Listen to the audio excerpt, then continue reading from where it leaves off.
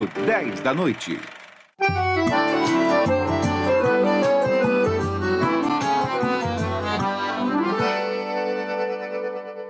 Como anda a igualdade de gênero na literatura? De acordo com a última pesquisa feita pela Câmara Brasileira do Livro, é crescente o número de mulheres que estão publicando livros no Brasil, mas o mercado editorial ainda é majoritariamente masculino. No programa de hoje, vamos conhecer o coletivo Mulherio das Letras, um movimento literário que luta por igualdade no mercado editorial. Entra na roda com a gente.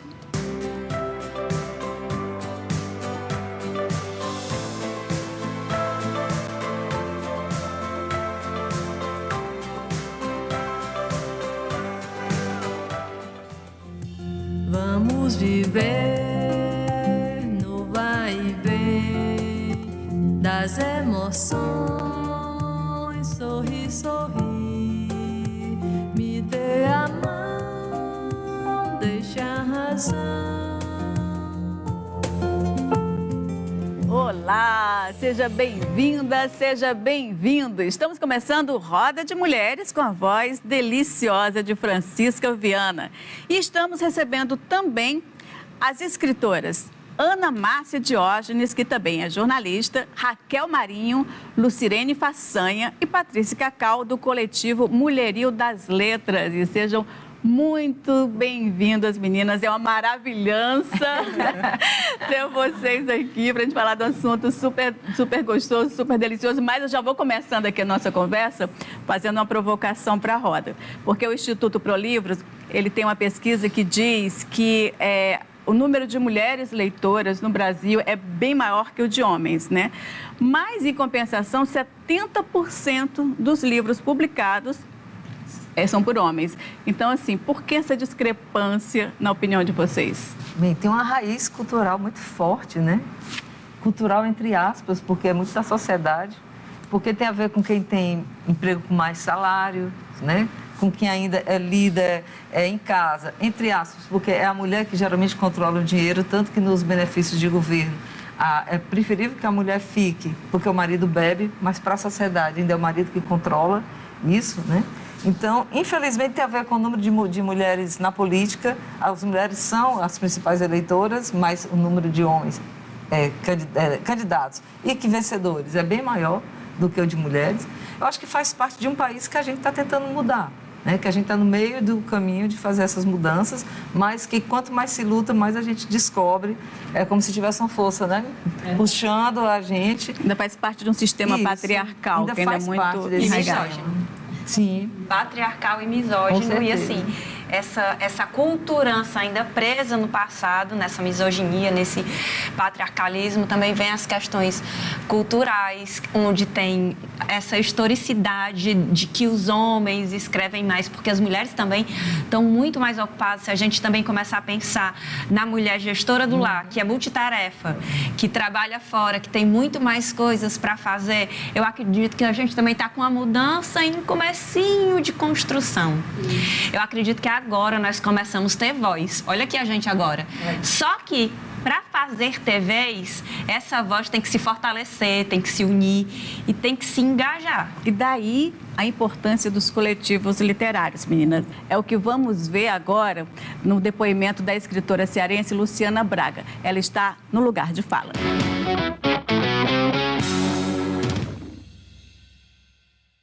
Eu sou escritora cearense, autora do livro de crônicas Escrita Infinita e também do livro infantil Sol, que está em campanha de pré-venda. E participo de vários coletivos literários, entre eles o Mulherio das Letras. Inclusive, acredito que é fundamental essa participação das mulheres em coletivos literários, porque isso destrói aquela ideia de competitividade feminina, fortalece a sororidade e faz com que a nossa literatura de autoria feminina chegue cada vez mais em diversos lugares. Inclusive, é exatamente o poder, a potência do feminino que mais inspira tanto as minhas produções literárias quanto a minha produção artística, porque eu também sou ilustradora. Que maravilha, né? Muito lindo. Ela é maravilhosa. Gente, temos aqui o coletivo Mulherio das Letras Ceará. né? Eu queria que você contasse um pouco como é que surgiu o Mulherio. O Mulherio Nacional. O Mulherio Isso. Nacional, ele acontece de um incômodo, exatamente do que a gente estava falando. Maria Valéria estava recebendo o Jabuti e começou a perceber que em todas as premiações sempre tinham mais homens nas listas de premiação. Nessa época, eu acredito que ela já ganhou 2 vezes, mas uma das ela estava disputando com Chico Buarque. E nesse incômodo, na hora do almoço, e que percebeu que tantas mesas com tantos homens, algumas mulheres que estavam presentes fizeram uma roda de conversa. E nessa roda de conversa resolveram descobrir aonde estavam essas mulheres escritoras. Não é possível que no Brasil não tenha tantas mulheres que escrevam assim, porque sempre só os homens. O que vamos fazer, né? E Maria Valéria toma a decisão na mesma noite de abrir um grupo no Facebook. E nessa chamada que ela faz um grupo do Facebook, hoje no total são 7.400 mulheres inscritas, bonito, né? Que maravilha. Dentro e fora do país. Somos 6 núcleos fora do Brasil e até nos Estados Unidos. E no Brasil, 18 núcleos, e um deles é o Ceará, que está representado aqui por nós 4, e você também, que você também está lá. Maravilha. Né? Você também com está muita honra lá. e prazer. E o Mulherio Ceará, ele vai fazer agora, no dia 18 de junho, ele vai fazer 4 anos. E como comemoração, né, desses 4 anos, a gente está organizando a primeira coletânea Mulherio das Letras Ceará, Mulheres, Velas e Poesia. Pois é, e aí o coletivo dá uma força para as mulheres. E nas articulações a gente consegue ocupar espaços, né? E a gente estava conversando sobre isso.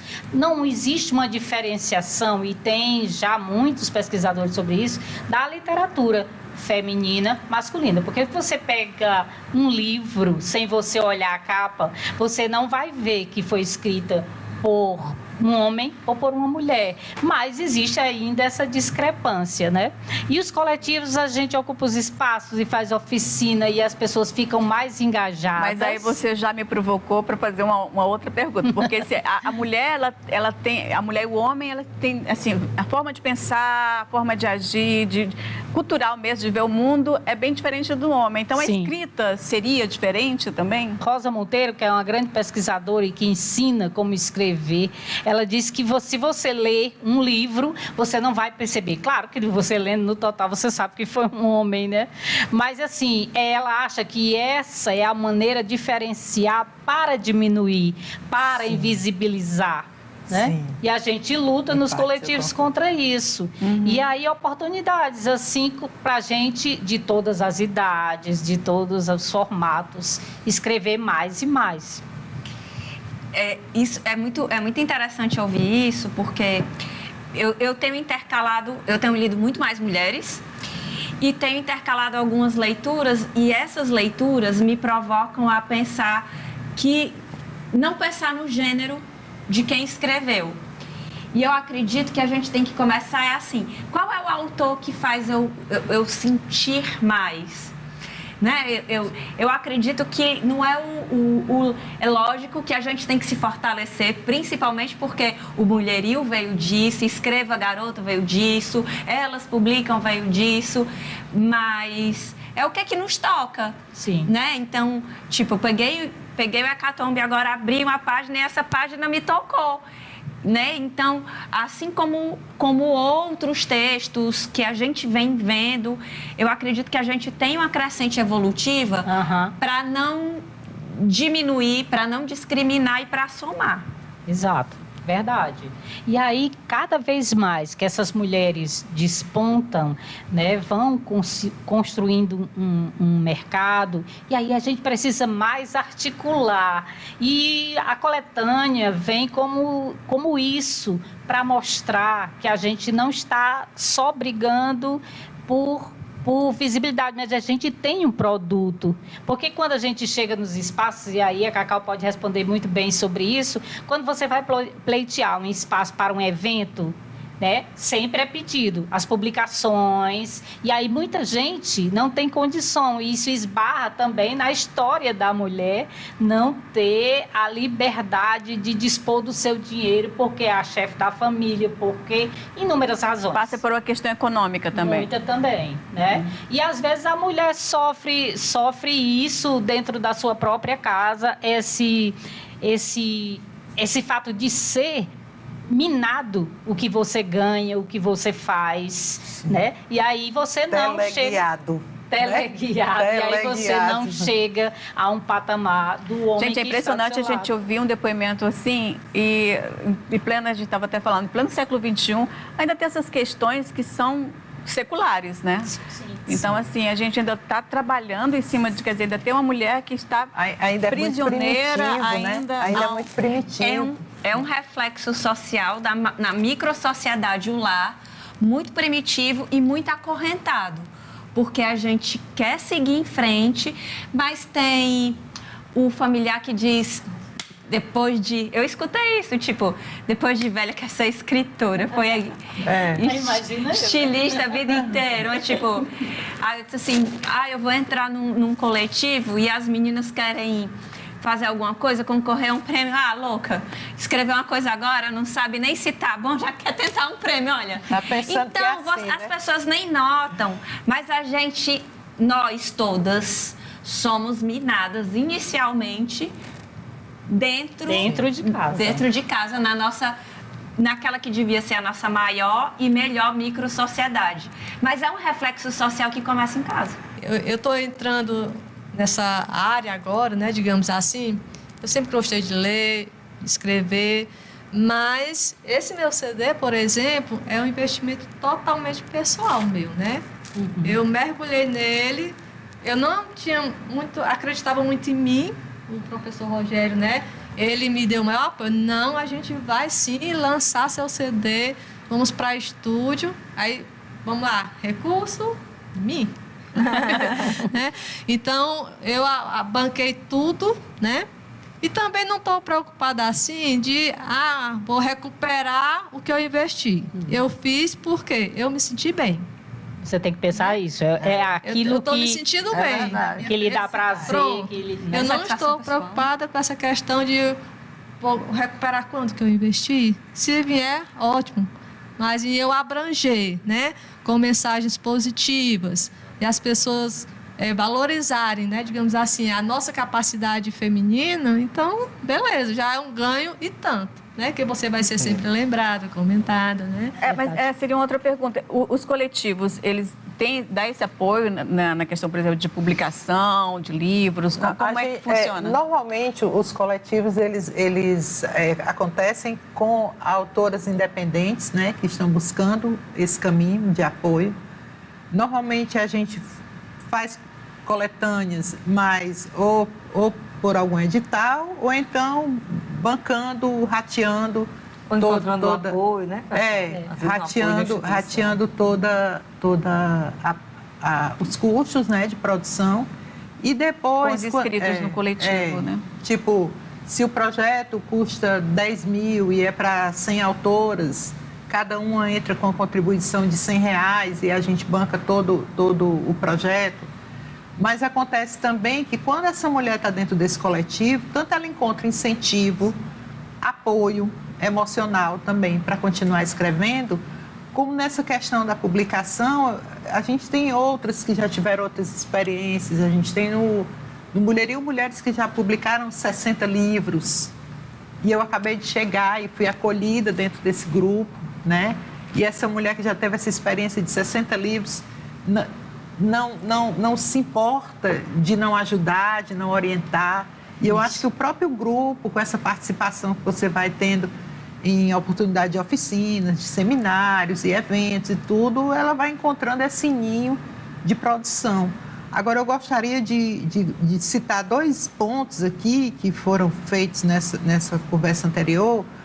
Uma das é que eu também não acredito que a palavra tenha sexo. Eu não acredito. Mas há algo que vai fazer essa palavra ser diferente. Esse lugar de fala, essa pele que passou por essa dor, esse lugar da mulher que o homem não tem e ele tem o lugar dele e o lugar dele é só dele. E o nosso normalmente é o lugar que eu ocupo vários outros lugares que eu também estou, né? Cada um sabe falar do seu lugar de fala, como nenhuma outra pessoa poderia falar, né? Uhum. E a gente tem autores, homens, né? Com uma capacidade, uma sensibilidade tremenda que a gente fala assim, poxa, o feminino dele é muito aguçado, né? Então, assim, eu acho que o patriarcado não interfere aí, interfere na vivência, né? A segunda coisa que eu gostaria de falar, e aí eu sou a mais sensível e afetiva em relação a essas coisas, por ser poeta, e aí eu digo que existe uma grande diferença. Os homens escrevem o que querem e não pedem aprovação a ninguém. E eu, como parteira de poeta, sei o quanto é difícil puxar aquela mulher lá daquele lugar, fazer com que ela entenda que é preciso abrir essa gaveta e que ela tem liberdade para escrever o que quiser e ninguém pode interferir nesse processo. E o nosso papel como incentivadora e o grande papel do coletivo é esse de acolher, de ser esse berçário, porque muitas das mulheres que eu conheço hoje, que já publicaram 2, 3, 4, 5 livros, começaram na primeira coletânea que eu organizei. Isso eu estou falando dentro da minha vivência, né? A primeira coletânea entrou com um poeminha. E hoje elas estão fazendo coisas assim incríveis, estão compondo, e eu fico no papel da parteira feliz. Que maravilha. E é legal, é interessante também os coletivos, porque você ultrapassa fronteiras. Mas isso a gente vai ver no próximo bloco. Voltamos já já.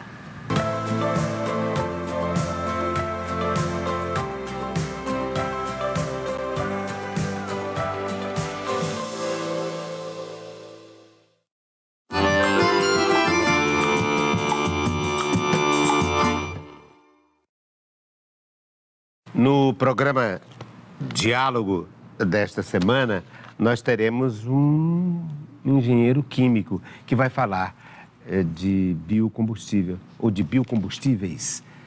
Por isso que eu estou aqui com uma planta, porque é tema, é um dos temas do nosso encontro com ele, que é doutorando nessa área de engenharia química e é gestor. Ele é diretor de infraestrutura da Agência de Desenvolvimento do Estado do Ceará.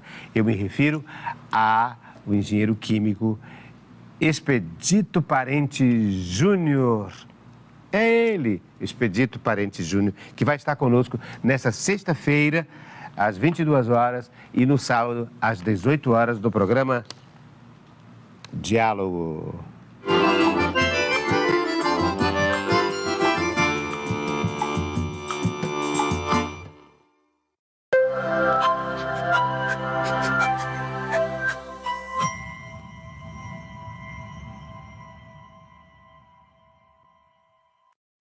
É trabalhando por soluções que melhoramos a vida das pessoas. Na Câmara dos Deputados, o Progressistas atuou para que a transposição do Rio São Francisco se transformasse em realidade, levando água e esperança para milhões de nordestinos. Conectados com os novos tempos, apoiamos a implantação da rede 5G, tecnologia que vai revolucionar a educação, aprimorar a telemedicina e fortalecer o agronegócio. Venha ser progressistas!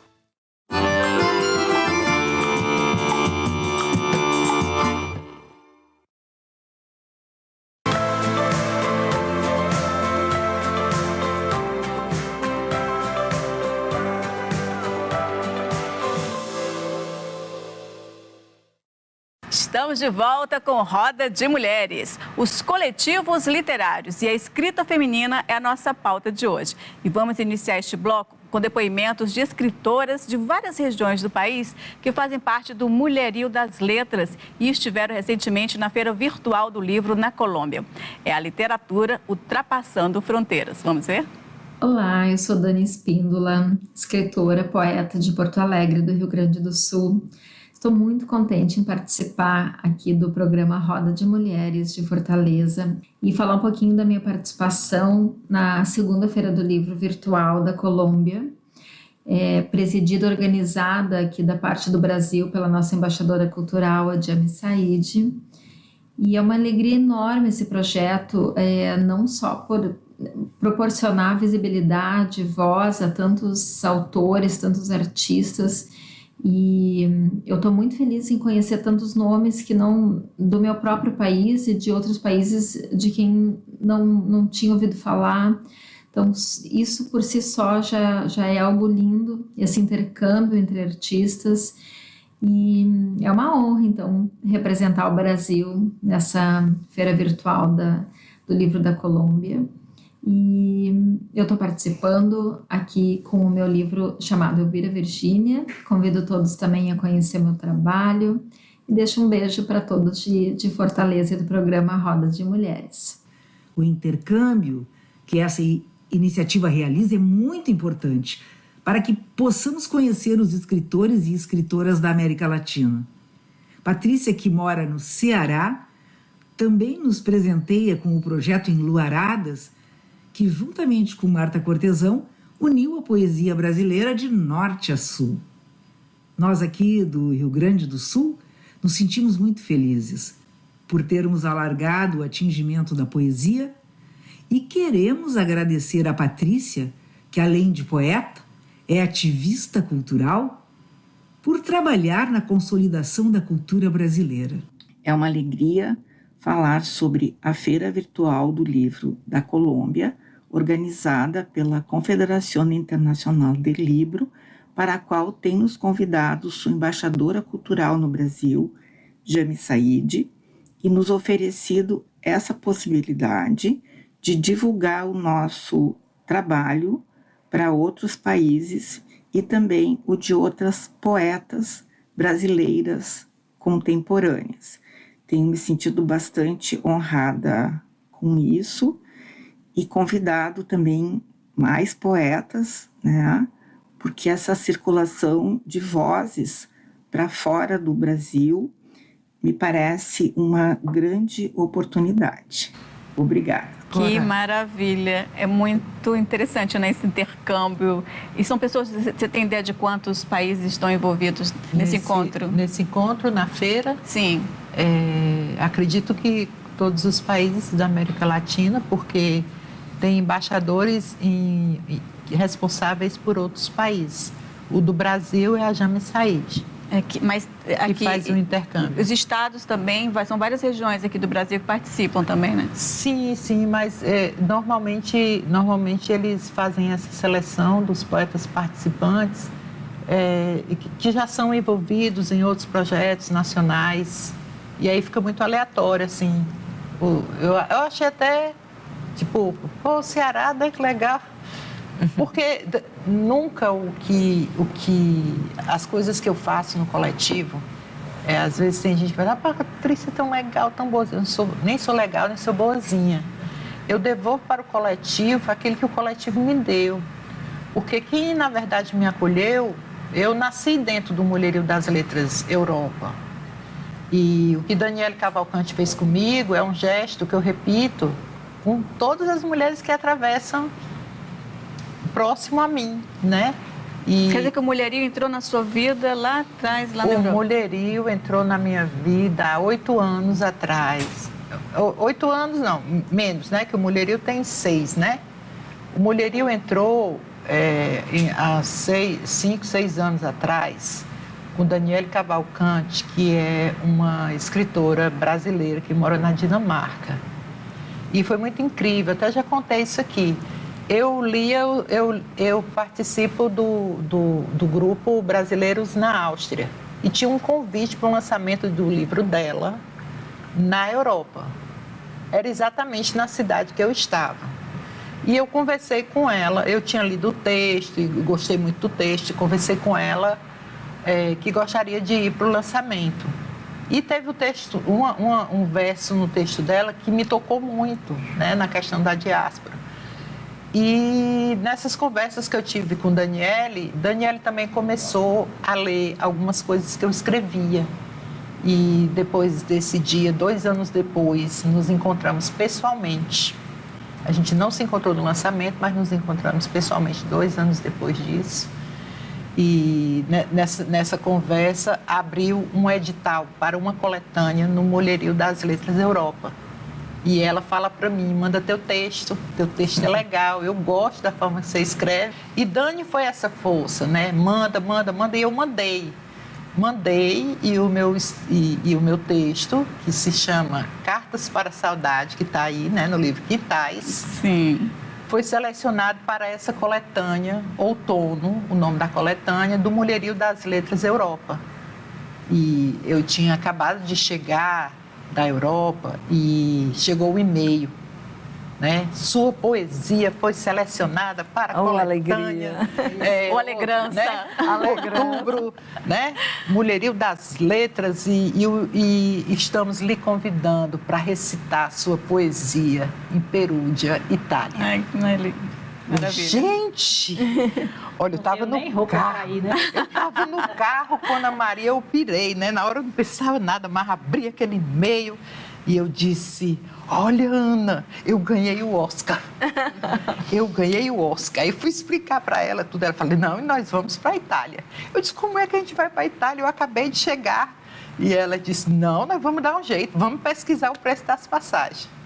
Pesquisamos os preços das passagens, né?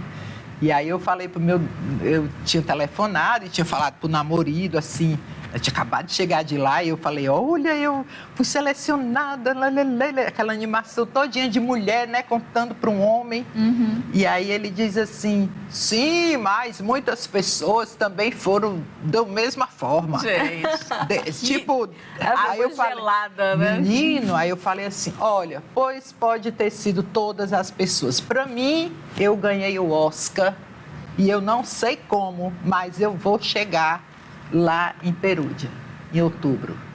Com certeza absoluta. E pá, fechei o telefone. Mas aquilo dói na gente. Dói na alma, né? Aquilo dói, né? E aí eu fiz essa maratona atrás dessa passagem. Raspei, essa vez eu acreditei em mim, eu raspei tudo. Mas foi maravilhoso, porque nem todas as mulheres, assim como ela mesma falou, as mulheres às vezes escutando esse tipo de coisa, acabam baixando a bola. Minha filha, eu já ganhei, tá bom, não vou. Eu fui uma mulher treinada no não. Se você quiser mudar de ideia em relação a qualquer coisa que eu lhe sugeri, você me diga não. O não sempre me impulsionou, porque o não, ele já está pronto. O não já vem com a gente. É para a gente desestruturar. É para desestruturar. Então, eu já fui afiada e treinada no não. Eu fui vendedora de consórcio, né? E ninguém está afim de fazer consórcio. Todo mundo fala: não, agora não, né? E aí eu fui treinada no não. E foi um desafio. Eu lembro que eu estava na casa de câmbio aqui na Beira-Mar, contando todas as moedas, dessa vez eu vou, nem que eu fique lá, mas eu vou para a Itália. Deu tudo certo. E fui para a Itália, e lá eu recitei a minha poesia, né, na universidade estrangeira. E foi maravilhoso ser acolhida por aquelas mulheres e saber que foram as professoras, né, Sônia Palma, Vera Lúcia, que disseram que o que eu escrevia no fundo daquele quintal, em Baturité, era literatura. Delícia. Aquilo era poesia. Que lindo isso. Né? Então, acreditaram em mim, eu preciso acreditar nas outras mulheres. E quando eu voltei de lá, eu voltei com esse meu coração cheio. Acabou virando uma rede aí de acolhimento. Com esse propósito. Isso muito bem. Aí. Com esse propósito. E viver no coletivo, pensar no coletivo, para mim é uma missão, é algo que me deixa plena. E é tão doido esse meu compromisso, esse meu desejo, essa vontade que eu estava de chorar quando eu vi a Francisca Viana aqui, né, cantando para a gente, e ver tantas coisas, tantas emoções que acontecem nessa construção, que eu já não sei viver mais sem o coletivo. E o que você diria de uma jornalista que resolve fazer poesia? É o que eu quero saber, Ana Márcia. Como é que é deixar de relatar fatos e mergulhar aí na poesia? Olha, passou também pelos coletivos também, né? Porque assim, eu sempre gostei, mas depois segue para a vida, né? Trabalho, família e tal. Eu escrevia, guardava. Até que em 2013 eu tomei a decisão de colocar alguns sonhos meus, né? Para que eles, na realidade, que eles pudessem acontecer. E um desses sonhos era escrever um livro. Passei tanto tempo sem tirar essas coisas da gaveta que eu esqueci que eu tinha um caderno cheio de poesia e tal, que eu fui descobrir só numa oficina de escrita com a Mel Renault, que é uma escritora mineira, que eu já conheci por meio de um coletivo, né? De outro coletivo que é nacional também, Escreviventes, né? E eu conheci muitas escritoras lá. Quando foi na Bienal, eu conheci, né, já Mulherio das Letras. Muitas, né, entraram naquele período. Sim. E foi muito bonito, porque o espaço que o Mulherio tinha conseguido foi abraçando todo mundo que estava entrando, né, naquele momento. Uhum. E para mim é engraçado do ponto de vista pessoal, assim, não sei nem se é engraçada a palavra, acho que eu vou dizer interessante. Porque algumas pessoas também dizem isso. É a jornalista que passou a escrever. Eu não sabia que a Ana Márcia escrevia poesia, né? Aí eu disse assim, a gente pode, como a gente está conversando aqui, a gente, dentro da gente, acho que principalmente nós mulheres, embora eu concorde que a palavra não tenha, né, não tenha sexo, mas a gente tem um adormecer com a palavra, eu acho que é muito próprio das mulheres. Sim. A gente adormece e acorda com essa palavra. Tipo assim, a gente tem o poder, eu acho, de se encantar também. Porque os desencantos na vida da mulher são muitos. Uhum. Pela pressão da sociedade, né? Tipo assim, eu, como jornalista, ocupei alguns cargos de chefia e passei por algumas situações de questionamento. Aliás, minha eterna chefinha. Foi minha chefe na extinta Manchete, quando eu estava começando a carreira. Foi um período ótimo, né? Delícia, mas numa época que eu estava como diretora de redação do Povo, por exemplo, né? Para quem está assistindo a gente, eu sou mulher pequena, eu tenho 1,58 m. uns 58,5, né, esforçando um pouquinho a postura. E eu era diretora de redação do Povo, foi a primeira mulher no Brasil a ser diretora de redação, né? E chegava às vezes um homem... eu nunca digo muito isso não, mas já que está aqui falando que é um mulher, orgulho, né, pra gente. E aí ele chegava e dizia assim, eu queria falar com... Quem coordena aqui a redação? Eu disse, não, sou eu. Eu disse, não, eu quero falar com o chefe. Eu disse assim, sou eu. Eu devia ter...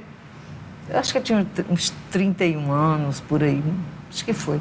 Aí ele disse assim, não, mas acima de você. Eu disse, não, o senhor quer o quê? Eu quero falar com quem manda aqui. Eu disse, sou eu, já disse para o senhor. Acima, eu disse, o dono. O senhor desce a escada, sobe a outra escada, vai falar com o doutor Demócrito, que ainda estava vivo. Ele é o dono do jornal, só fala com ele. Foi o tempo dele descer, subir de novo com o Demócrito. Meu filho atender, ele disse, com o maior prazer. Aí o homem sentou na minha frente, eu fui atender. Né? E eu acho que como escritora a gente passa por situações assim também, né? Tanto de parentes, né? Que às vezes duvidam, como a gente já conversou aqui. Né? No meu caso, assim, eu estou falando de forma geral, mas no meu caso eu fui muito bem aceita pelos meus parentes. Eu tenho um motorzinho que me ajuda muito no dia a dia, né? Que é o meu marido, Miguel, e né, como a gente está gravando. Miguel e é um exemplo de parceiro, né? Porque a gente fala tanto do feminismo, dos homens. Dos bichinhos que não prestam. De casal, né? Que tem parceria, que é isso a nossa luta. É de que a gente construa os sonhos, né? Exato, de que caminhem juntos. Ninguém está querendo competir com ninguém está querendo ser melhor do que ninguém. Que caminhe junto, que cada um tenha seu espaço e suas conquistas. E tem muita coisa possível, né? Uma coisa que também achei muito legal, meus filhos não moram aqui, né? Um mora em Brasília. E quando ele postou, ele mandou para mim a foto do livro chegando. Eu não sabia que ele tinha comprado um livro na pré-venda. Olha. Né? Eu digo coisa assim, linda. não é legal, né? Eu podia imaginar assim, não, chegar lá. É um incentivo, Um incentivo muito grande. Minha filha que não mora aqui no Brasil, faz mestrado fora, mas ficou o dia todo assim, eu queria estar aí para ajudar a estar num dia. Né? Então, assim, a minha família me dá muita força. Mas eu sei que isso não é comum a todo mundo, então não posso falar só por mim. Eu acho que é isso que aí a gente, voltando para o coletivo, né? Para os coletivos, é que a gente tem essa força no coletivo, que eu tenho sentido, tipo assim, mesmo que qualquer algum de nós possa bancar um livro sozinho, não tem a mesma graça. né? De que você às vezes está junto com outras mulheres, de que você está apoiando. Tipo assim, a gente está numa outra coletânea de outro coletivo, mas que a gente combinou desde o início, a gente não vai soltar a mão de ninguém, porque nem todas tinham recursos para bancar. Algumas tinham, outras não. E a gente combinou que ia fazer da forma que desse para todo mundo. E nós fomos apoiados pelo Inesp da Assembleia, que vai sair a versão digital dele, né? O Inesp tem uma plataforma de mais de 3 milhões de pessoas. E a gente está aguardando, já está no período de revisão, de conclusão. É um outro coletivo, né? Assim como o Mulherio das Letras. Então, quanto mais coletivos a gente possa estar, mais está mesmo, né? Isso. Presente, contribuindo, colaborando, falando uma linguagem conjunta. Todo mundo um apoia a outra, eu acho que a gente cresce, né? Entre quem tem apoio em casa e quem não tem, nessa hora é todo mundo junto e misturado e vira a nossa muvuca literária. Né?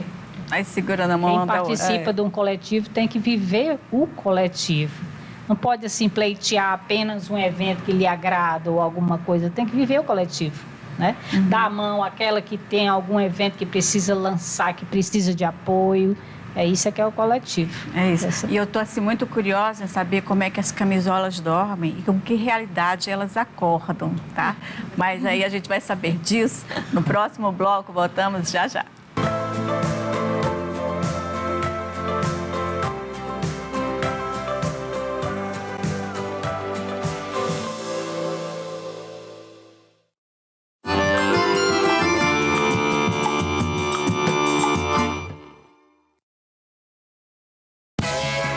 Todo domingo, às 3h30 da tarde, você tem um encontro marcado com as belezas naturais do nosso Nordeste. Vambora lá? TVC, você aqui. Ser mulher já impõe uma luta diária ao longo da nossa vida, mas isso também nos dá ainda mais força para buscar os nossos objetivos. Exatamente. Por isso que é tão importante sermos mulheres progressistas, um partido que não só nos dá oportunidade, mas que investe no nosso conhecimento. Estamos ocupando cada vez mais espaço na política. Isso não é mais uma promessa de futuro, mas um presente em construção, porque juntas somos mais fortes. 11 Progressista.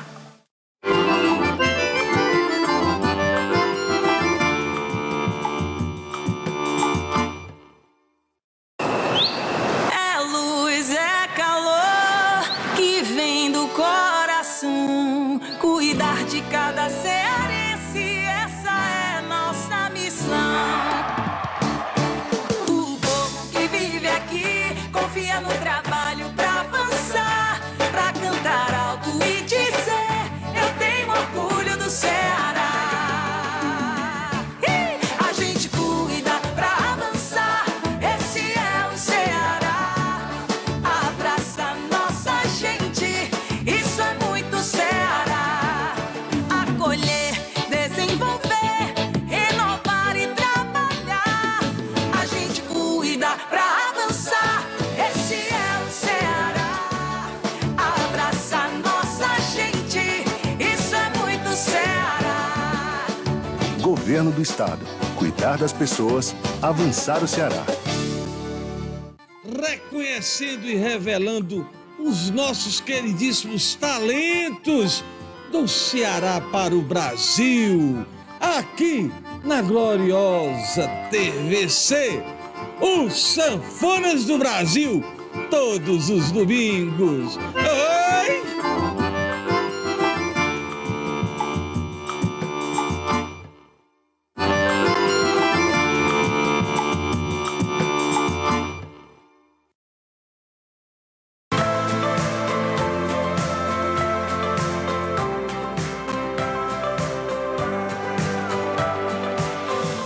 Jeitinho, vou chegar devagarinho, querendo sentir seu perfume me envolvendo, ser feliz.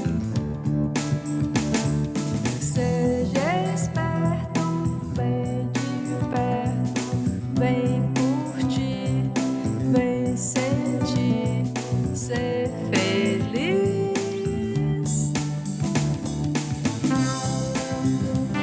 Estamos de volta com a voz maravilhosa de Francisca Viana. Francisca é escritora, é cantora, queremos saber mais sobre a sua trajetória. Bem, essa fase da minha vida, né, digamos assim, eu já não estou mais trabalhando oficialmente, né? Já me afastei da profissão de professora. Então, agora eu estou mais caseira, né? E tenho que fazer alguma coisa, né? E como eu gosto de ler, de escrever, né?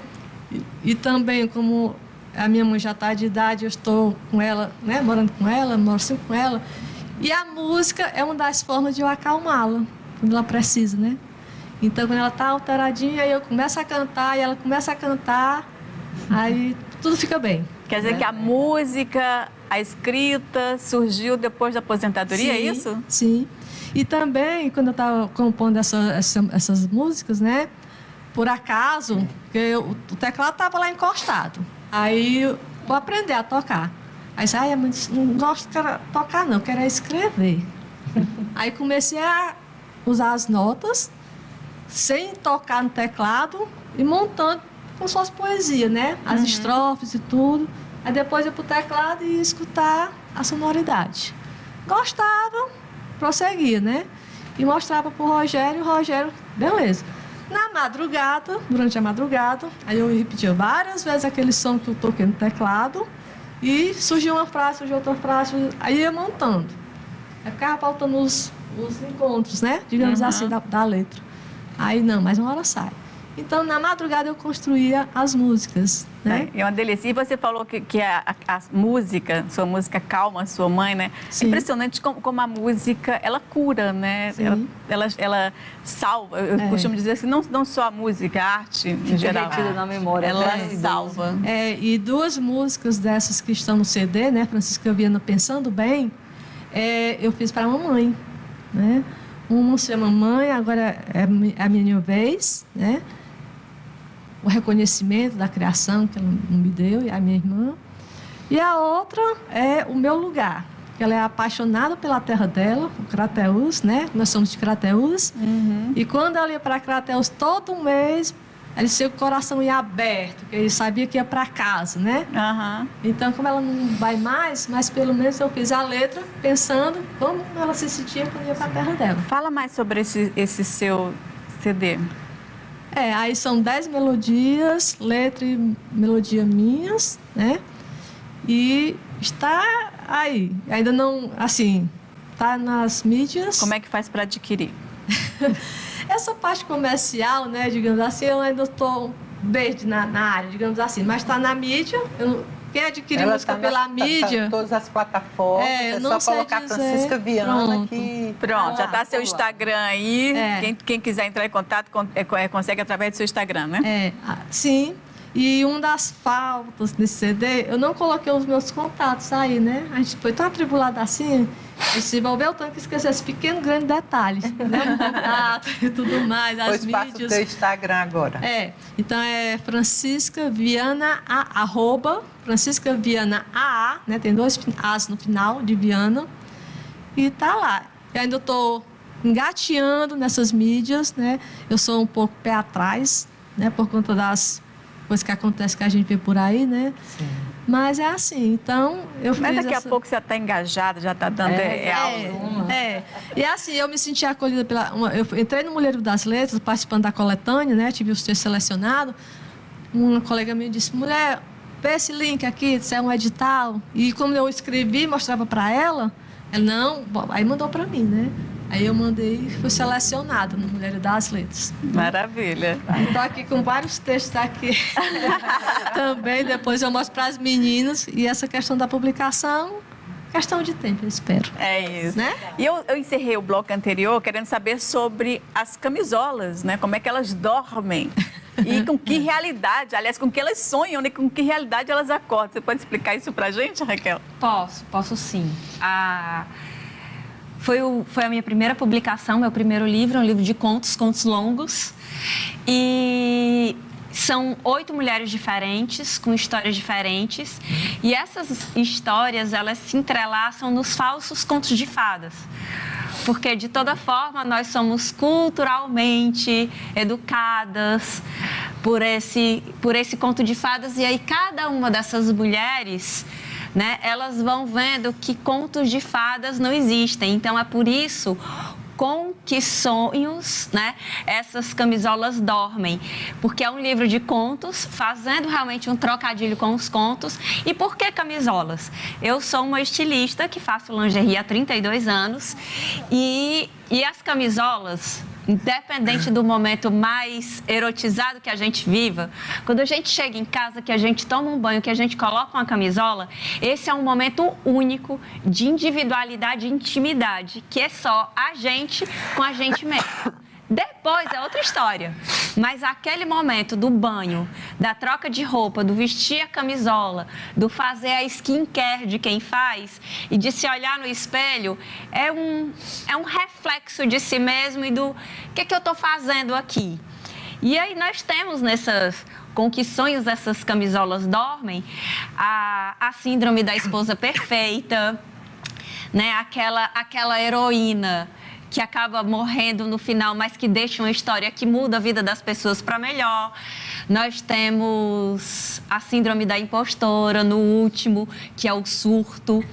Nós temos histórias de gordofobia, nós temos histórias de mulheres que passaram 13 anos esperando para casar, namorando com a mesma pessoa e o cara deixou pela mulher amiga e ela surta e peraí que eu vou me descobrir, joga tudo pro alto. Eu conheço a história dela. Eu também conheço. Então nós temos histórias, né, que coloca a gente meio assim no limbo da raiva e que você fica assim, quem é o vilão, né? E quem é o mocinho dessa história? E como na vida real não tem vilão, não tem mocinho, tem pessoas imperfeitas tentando se descobrir. E aí é por isso, né? A Amanda, ela era do primeiro livro, né? Só que a Amanda, ela tinha uma história de despertar, diferente das outras. Eu digo, epa, Amanda, saia, você não vai ficar aqui. E aí eu fui escrevendo a Amanda e a Amanda estava engavetada. A Amanda foi, na realidade, a primeira mulher a ser escrita. E eu fui escrevendo as outras, e aí as pessoas vão me perguntar, que mulheres te inspiraram? Eu conheci Você vai conhecendo a história de várias mulheres, e é lógico que a gente tem esse poder ficcional de trazer viagens. Eu sou uma entusiasta da cultura nordestina, então eu amo Brejo Santo, eu amo Cariri, então eu consegui trazer um monte de coisas da minha infância, dos meus avós, do período que eu morei na região do Cariri. Deixa eu colocar isso aqui. E a gente consegue fazer uma montanha-russa ficcional, emocional, onde você traz histórias que emocionam e também dão raiva. Tipo, por que ela chegou nesse ponto? Mulher, tu não tá vendo que tu vai passar por isso de novo? Acorda! Porque muitas vezes é o que a gente quer dizer para os nossos familiares e é que a gente também devia dizer para si mesmo. E a história da Amanda virou um romance. Um romance dividido em 26 capítulos. Esse primeiro são contos? São contos. São quantos contos? São 8 contos, 8 mulheres. Certo. O segundo é um romance. Aí a Amanda foi que inspirou... Que era para ser conto, que inspirou os contos, acabou virando um romance. Porque a Amanda, ela é uma mulher que trabalha demais, ela é uma sobrecarregada. E eu faço, como feminista que sou... né? Eu questiono essa fala do empoderamento que nos sobrecarrega quando o empoderamento ele é emocional. Né? Então, na realidade, a gente tem um monte de mulher sobrecarregada no meio do mundo que emocionalmente ainda não está empoderada. E a Amanda é essa mulher visivelmente empoderada, sobrecarregada, extremamente independente, extremamente repleta de autonomia, que ela se vê sem tomar as próprias decisões, até que ela entende que ela precisa acordar. E é interessante porque algumas dessas da vida pessoal eu fui inclusive questionada por algumas leitoras, mas eu queria saber mais disso. Eu digo, gente, pessoas sobrecarregadas... Questionada em que sentido? A vida passa, elas queriam saber mais de determinadas coisas. E assim, quando uma mulher está vivendo a sobrecarga de trabalho, tudo passa, a vida escoa por entre os dedos. E como, né? E assim, eu amo o prefácio da Sandra, Quando a Sandra Maia, que é narratologista, professora da UFC, quando ela escreveu o prefácio que ela mandou para mim, eu fiquei extremamente emocionada, porque ela colocou um trecho da Aldir Blanc, que ela colocou assim: o que faz assim ser tão feliz? Porque ela vive uma sutil infelicidade, vivendo um empoderamento que não é real. Porque nós todas somos empoderadas. O problema é que a maioria de nós não sabe o poder que tem, porque a sociedade todo dia quer nos tirar isso. E com que realidades essas camisolas acordam é sobre isso. Legal. Que maravilha. Muito bem. Como é que a gente faz para ler isso? Gente, tá na... Eu era para ter trazido. Eu preciso dizer que eu não tenho um livro em mãos. Tá chegando, né? Tá chegando todos vocês. Eu quero ter a felicidade de compartilhar isso com vocês. Tá na Amazon.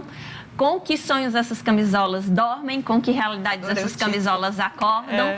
Próxima semana aí tem um lançamento do livro Moda Íntima da Prática à Teoria. E aí eu venho fazendo esse caminho inverso, né, de enxergar a prática e teorizar de uma leitura fácil, que tenha um pouco da pincelada acadêmica, porque nós temos só no Ceará 800 confecções de moda íntima, com 5 polos distribuídos, e a gente precisa se unir mais. Eu acredito nos coletivos, eu acredito que esses coletivos precisam, né, se fortalecer mais, e quando a gente vai buscar escrita sobre moda íntima, tem muito pouco ou não tem.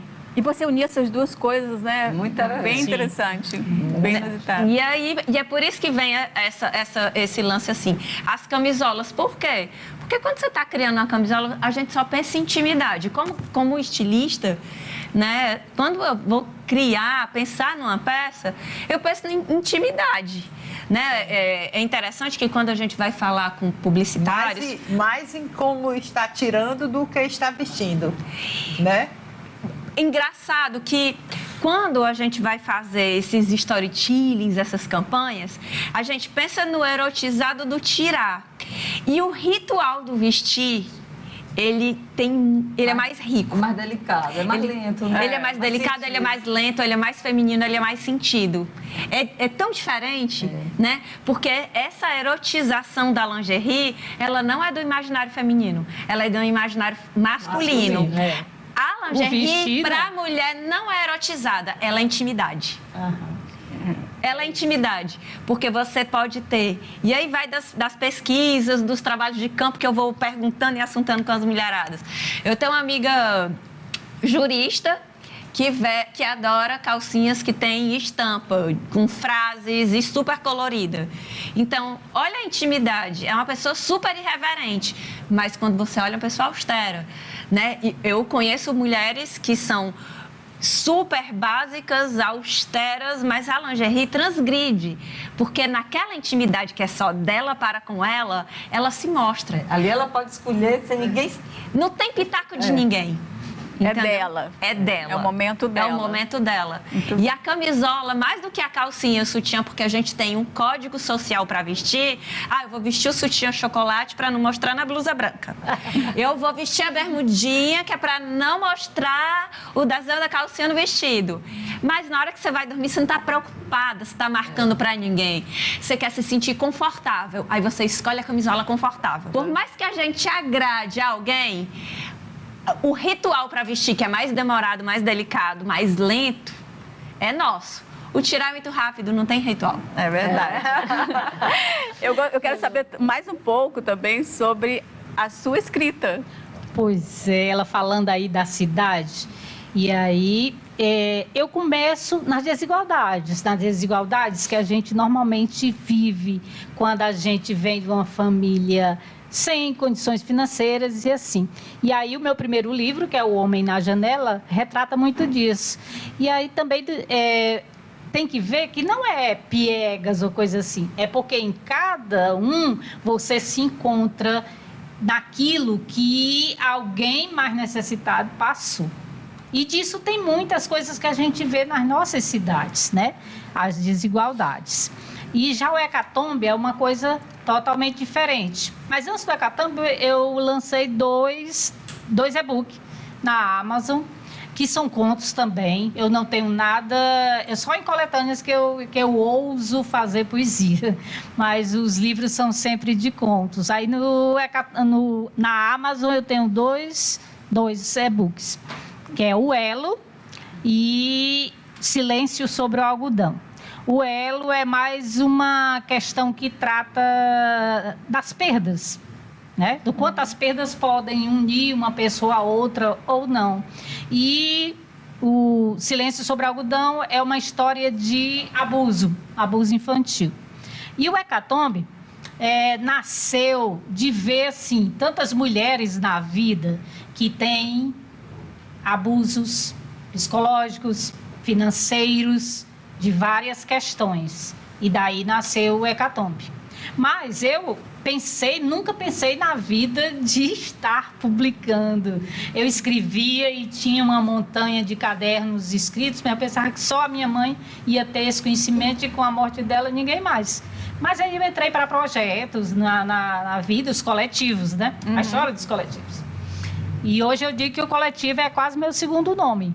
Mas eu vivo o coletivo por inteiro. Eu faço propaganda, digamos, a Raquel não, porque eu não conhecia ainda, mas da Ana Márcia, da Cacau, da Lana Soraya, se por acaso tiver, e da Francisca. Maravilha. Eu não faço distinção. Se tem um evento, eu estou publicando. Até o pessoal do Independente diz assim, você é uma ponte. Porque parece assim uma pessoa inofensiva, né? Uma velhinha de cabelos embranquecendo, mas eu estou em todos os coletivos, com gente de todas as naturezas e gênero. É uma felicitância. É uma felicitância. É uma felicitância. Meninas, prazer grande. Vocês não imaginam o prazer de ter vocês aqui. Assim, foi muito gostoso, foi uma delícia a nossa conversa. A gente passaria aqui horas conversando, né? Porque é um assunto também muito... E conhecer o trabalho de vocês, assim, cada qual dá vontade de ler vocês, né? Então, assim, mais uma vez agradecendo. Infelizmente, nosso tempinho acabou. Mas agradecendo também a sua audiência, porque estamos terminando o Roda de Mulheres. E agora, lembrando, nós temos um WhatsApp para você, se você quer mandar alguma sugestão, ou assim, hoje nós estamos com esses quadros maravilhosos aqui, que é da Nívia Castro, agradecendo mais uma vez. A gente já começa essa temporada com essa exposição. Você também pode expor seus quadros aqui. Então é só anotar o nosso WhatsApp, é o 944-1848. Obrigada pela sua audiência. A gente se vê na próxima semana e ficamos com Francisca Viana.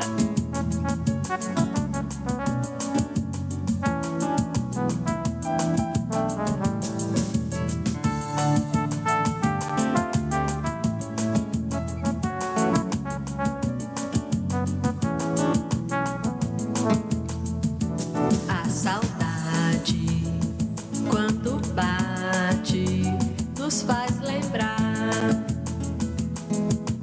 que sentimos falta de algo ou de alguém que queremos bem. Sentir saudade em qualquer idade é natural. É um bom sinal que toca o coração, exigindo ação. Fique alerta, então ligue, dê atenção.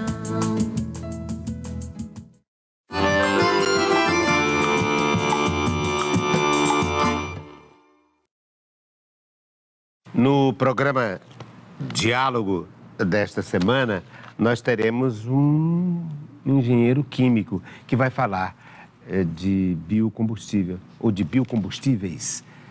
Por isso que eu estou aqui com uma planta, porque é tema, é um dos temas do nosso encontro com ele, que é doutorando nessa área de engenharia química e é gestor. Ele é diretor de infraestrutura da Agência de Desenvolvimento do Estado do Ceará. Eu me refiro ao engenheiro químico Expedito Parente Júnior. É ele, Expedito Parente Júnior, que vai estar conosco nessa sexta-feira, às 22 horas e no sábado, às 18 horas, do programa Diálogo.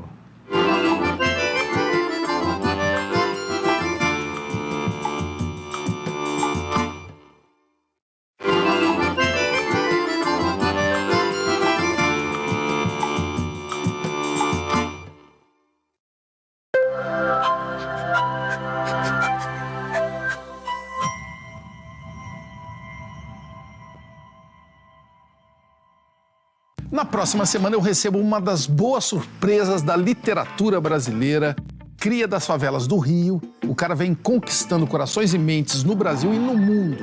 Giovanni Martins no Provoca, da próxima terça, 10 da noite. Quer saber tudo o que vai rolar na TV Pet Show dessa semana? Vem com a gente!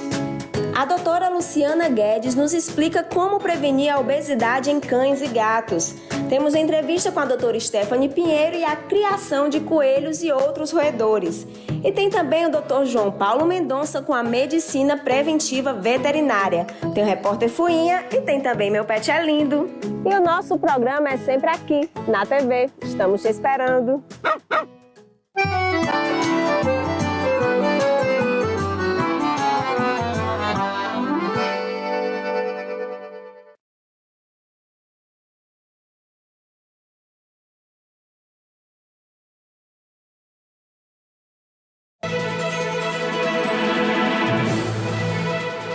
Sexta-feira, 16 de junho. O Jornal da Cultura começa agora e esses são os destaques.